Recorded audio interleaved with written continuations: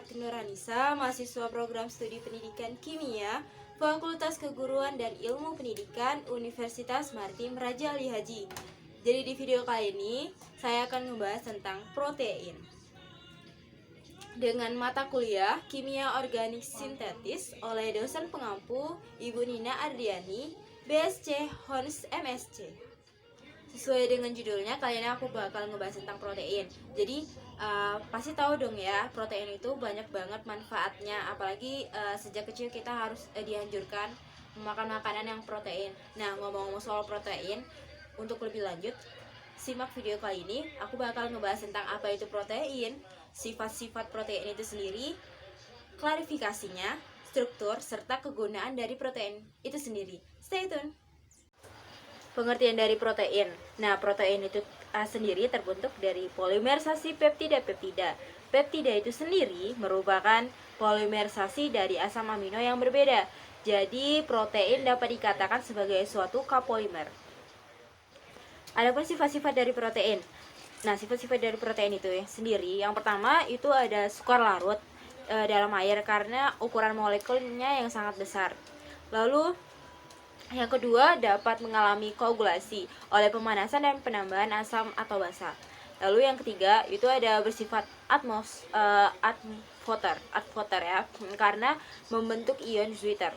Jadi pada titik isoelektriknya, protein mengalami koagulasi sehingga dapat dipisahkan dari pelarutnya. Dan lalu yang terakhir, itu dapat mengalami kerusakan akibat pemanasan. Pada denaturasi, protein mengalami kerusakan mulai dari struktur tersier sampai struktur primernya. Oke, kita masuk pada struktur protein. Simak gambar berikut ini. Nah, dengan memperhatikan ikatan-ikatan yang terjadi pada protein, bisa disimpulkan bahwa struktur protein merupakan struktur yang kompleks. Jadi, struktur protein ini memiliki beberapa macam loh diantaranya. Di antaranya yang pertama itu ada struktur primer, struktur sekunder, struktur tersier, dan terakhir struktur kuarter. Jadi yang pertama itu ada struktur primer. Struktur primer itu adalah ikatan-ikatan peptida dari asam amino pembentuk protein tersebut.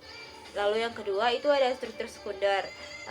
Itu terbentuk dari ikatan hidrogen yang terjadi antara gugus-gugus amina dengan atom hidrogen pada rantai samping amino sehingga pembentukan lipatan-lipatan misalnya membentuk delta helix.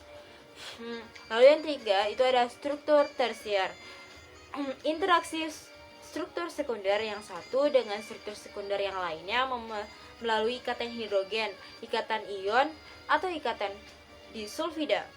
Misalnya terbentuk rantai double helix. Lalu yang terakhir itu ada struktur kuarter. Struktur yang melibatkan beberapa peptida sehingga membentuk suatu protein. Pada peristiwa ini kadang terselip molekul atau ion lain yang bukan merupakan asam amino yang misalnya pada hemoglobin yang pada proteinnya terselip ion Fe+.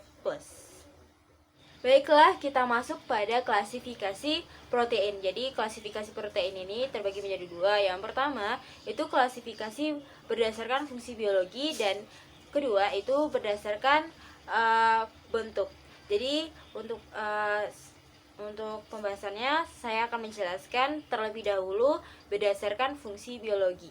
Berdasarkan fungsi biologi, diantaranya ada enzim, protein pembangun, yang ketiga ada protein kontraktil, lalu yang keempat ada protein pengangkut, yang kelima ada protein hormon, protein bersifat racun, protein perlindung, dan terakhir ada protein cadangan. Baik, untuk lebih jelasnya saya akan menjelaskan secara satu. Baiklah, kita masuk pada yang pertama, itu enzim. Molekul enzim biasanya terbentuk bulat atau globular, sebagian terdiri atas satu rantai polipeptida dan sebagian lain terdiri lebih dari satu polipeptida. Contoh dari enzim itu sendiri itu ada ribonukleas. Jadi suatu enzim yang mengkatalisasi hidrolisis RNA asam poliribonukleat dan juga ada contoh lainnya itu ada sitokrom. Jadi berperan dalam proses pemindahan elektron. Lalu adapun contoh lainnya itu ada tripsin. Jadi katalisator pemutus ikatan peptida tertentu dalam polipeptida. Lalu yang kedua itu ada protein pembangun. Di mana protein pembangun ini berfungsi sebagai unsur pembentuk struktur. Beberapa contoh dari protein pembangun ini diantaranya ada protein pembungkus virus yang merupakan selubus pada kromos. Lalu contoh yang kedua itu ada glikoroprotein. Lalu kita masuk pada protein kontraktil, di mana protein kontraktil ini merupakan golongan protein yang berperan dalam proses gerak. Nah, sebagai contoh misalnya miosin merupakan unsur filamen tak bergerak dalam miofibril.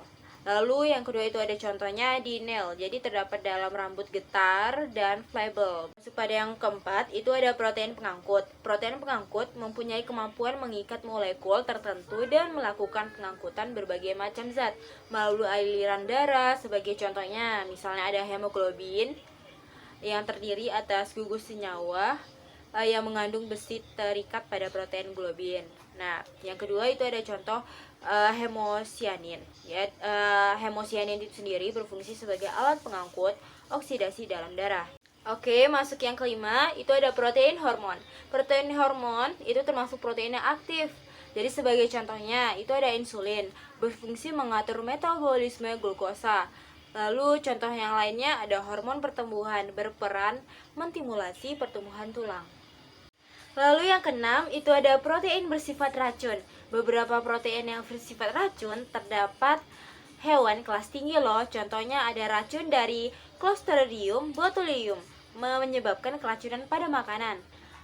Lalu ada racun ular, suatu protein enzim yang dapat menyebabkan terhidrolisisnya fosfogliserida yang terdapat dalam membran sel. Lalu ada risin, protein racun dari beras. Sebelumnya ada protein bersifat racun, tentu ada protein pelindung dong.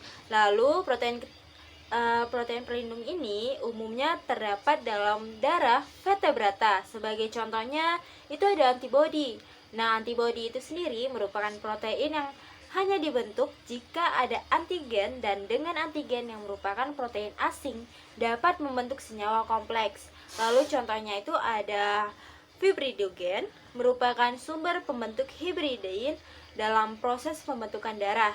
Lalu ada contoh lain, misalnya ada trobin, merupakan komponen dalam mekanisme pembentukan darah.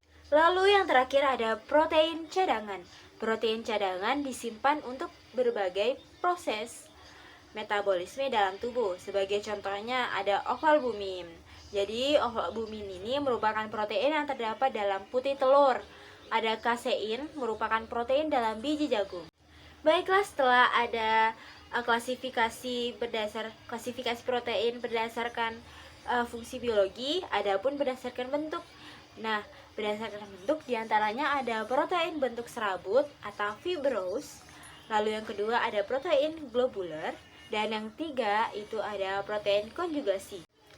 Protein bentuk serabut atau fibrous terdiri atas beberapa rantai peptida berbentuk spiral yang terjalin satu sama lain sehingga menyerupai batang yang kaku.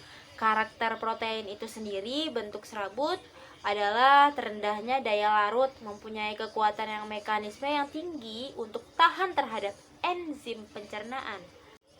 Yang kedua, itu ada protein globur, berbentuk bola terdapat dalam cairan jaringan tubuh.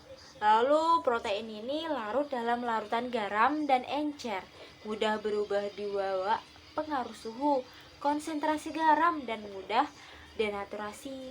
Yang terakhir, itu ada protein konjugasi, di mana protein konjugasi merupakan protein sederhana yang terikat dengan bahan-bahan non-asam amino.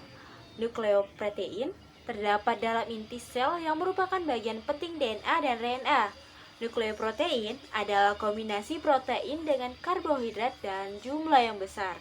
Oke, baiklah, setelah ada penjelasan klasifikasi protein yang telah saya paparkan sebelumnya, kali ini saya akan ngebahas tentang kegunaan dari protein itu sendiri. Wow, tentu banyak sekali kegunaan protein itu sendiri, diantaranya untuk menjaga kesehatan tulang. Wah, bagus sekali ini untuk kesehatan tulang, otot, tulang rawan, kulit, dan darah. Lalu untuk memperkuat, membangun, bahkan memperbaiki ataupun mengganti jaringan tubuh. Lalu ada membantu tubuh agar merasa lebih kenyang. Ini bagus banget untuk yang sedang melakukan program diet ya. Jadi lebih kenyangnya lebih lama juga ya. Lalu membantu hormon untuk berfungsi, membantu sel mengirim pesan dan mengkoordinasikan fungsi sel dan organ di dalam tubuh. Nah, lalu kegunaannya itu membuat antibodi untuk sistem kekebalan tubuh. Bagus banget ya. Lalu kegunaannya itu ada penting untuk pertumbuhan dan perkembangan anak-anak, remaja hingga untuk wanita hamil dalam kandungan janinnya. Lah, banyak banget kegunaan dari protein itu sendiri. Alhamdulillah telah selesai mengenai materi protein dari saya. Mohon maaf jika ada kesalahan kata dari penjelasan saya sebelumnya. Dan terima kasih kepada teman-teman, rekan-rekan, dan ibu yang telah nonton video saya kali ini. Saya ucapkan terima kasih dan maaf. Wabillahi taufiq wal hidayah. Wassalamualaikum warahmatullahi wabarakatuh.